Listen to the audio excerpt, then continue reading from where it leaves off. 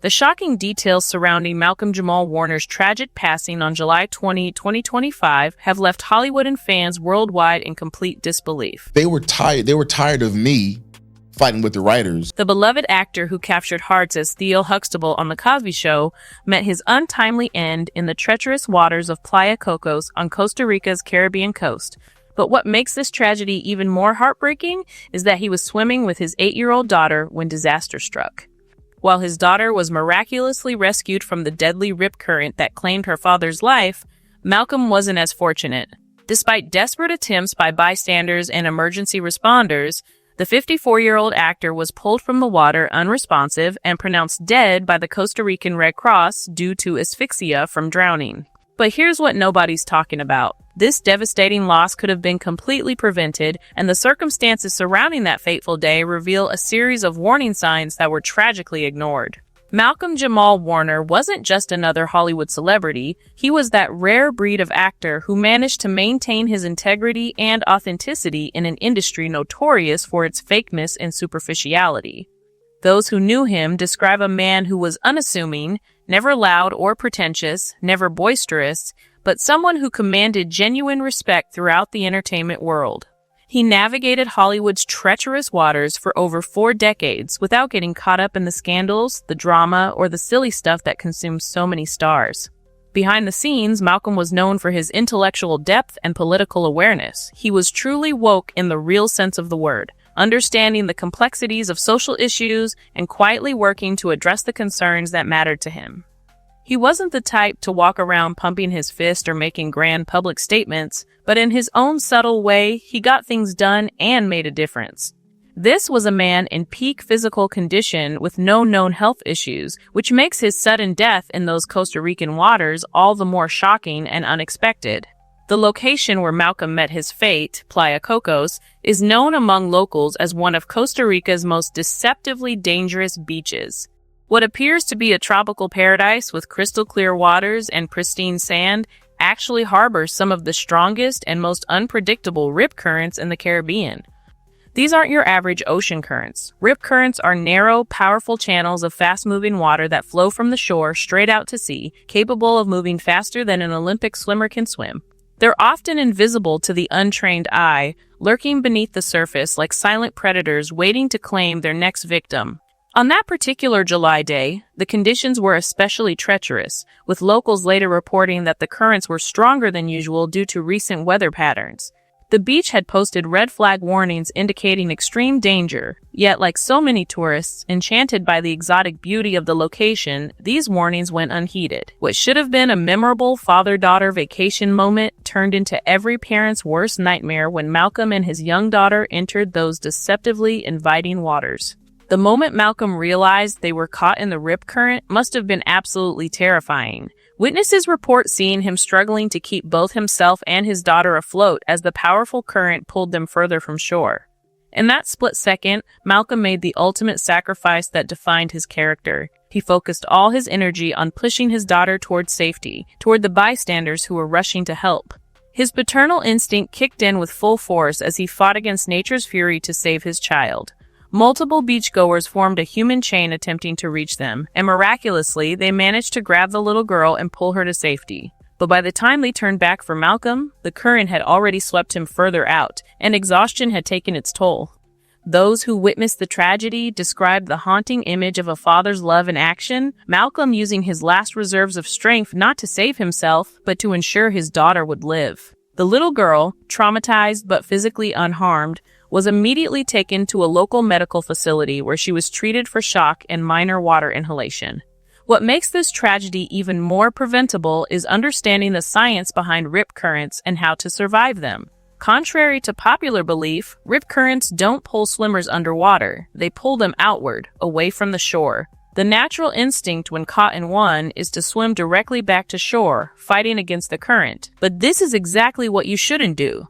It's like trying to run up a downward escalator moving at full speed. You'll exhaust yourself and get nowhere. The correct response is counterintuitive, but life-saving. Swim parallel to the shore, moving sideways out of the narrow current until you feel the pull weakening, then swim at an angle back to shore. Most rip currents are only 50 to 100 feet wide, so swimming parallel for a short distance can get you out of danger. But in the panic of the moment, with his daughter in danger and adrenaline pumping, Malcolm likely did what most people would do, fought directly against the current trying to get back to shore. This exhausting battle against nature's power is what claims most rip current victims, not the water depth or waves themselves. The response from Hollywood following Malcolm's death revealed just how deeply respected and loved he was within the industry. Eddie Griffin, Malcolm's co-star from the hit sitcom Malcolm and Eddie, posted a heartbreaking tribute on his Instagram stories that simply read, "My big little brother, R.I.P. King." Those 4 words captured the profound loss felt by those who knew Malcolm personally. Industry insiders began sharing stories about Malcolm's kindness, his professionalism, and his unique ability to remain grounded despite decades of fame. Directors spoke about how he always came prepared, never caused drama on set, and treated everyone from the biggest star to the newest production assistant with equal respect. His former Cosby Show castmates were devastated, having maintained close relationships with Malcolm long after the show ended. What emerged was a portrait of a man who had figured out how to succeed in Hollywood without losing his soul, who had navigated the treacherous waters of fame while maintaining his integrity and humanity. The circumstances surrounding that fatal day raised serious questions about beach safety in tourist destinations.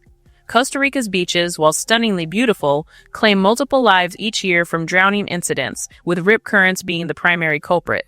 Local authorities revealed that Playa Kokos had experienced 3 other near-drowning incidents in the weeks leading up to Malcolm's death, yet the beach remained open to tourists with only flag warnings as protection. There were no lifeguards on duty that day, a common situation at many of Costa Rica's more remote beaches. This lack of professional supervision meant that when trouble struck, it was up to untrained bystanders to attempt a rescue, a dangerous situation that often leads to multiple casualties as would-be rescuers themselves become victims. The tourism industry's delicate balance between promoting natural beauty and ensuring visitor safety came under scrutiny, with many calling for mandatory lifeguard presence at all beaches frequented by tourists. Malcolm's approach to ocean safety throughout his life reflected a deep respect for nature's power. Friends recall him being extremely cautious around water, often joking that if the water reached halfway to his knees, he was already in too deep.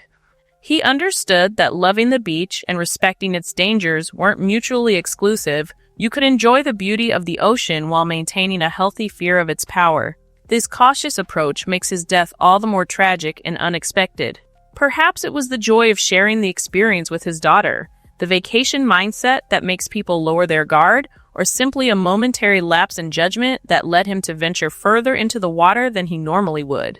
Whatever the reason, it serves as a stark reminder that the ocean doesn't discriminate. It doesn't care about your fame, your fitness level, or your normal cautious nature. One moment of letting your guard down can have irreversible consequences. The impact on Malcolm's 8-year-old daughter cannot be overstated. Not only did she experience the trauma of nearly drowning herself, but she also witnessed her father's heroic sacrifice to save her life. Child psychologists note that survivors' guilt in such situations can be overwhelming, especially for a child who may not fully understand why daddy couldn't swim to safety too. She'll grow up knowing that her father chose her life over his own, a heavy burden for young shoulders to bear. The therapy and support she'll need to process this trauma will be extensive and ongoing. Yet in this profound tragedy, there's also the legacy of a father's love. She'll always know that when faced with the ultimate test, her father didn't hesitate to put her safety above his own. This final act of love may someday provide comfort, even as it initially brings pain. The broader conversation about water safety that Malcolm's death has sparked is long overdue. Every year, thousands of people worldwide die from drowning, with many of these deaths being entirely preventable. The statistics are sobering. Drowning is the 3rd leading cause of unintentional injury death worldwide, accounting for 7% of all injury-related deaths.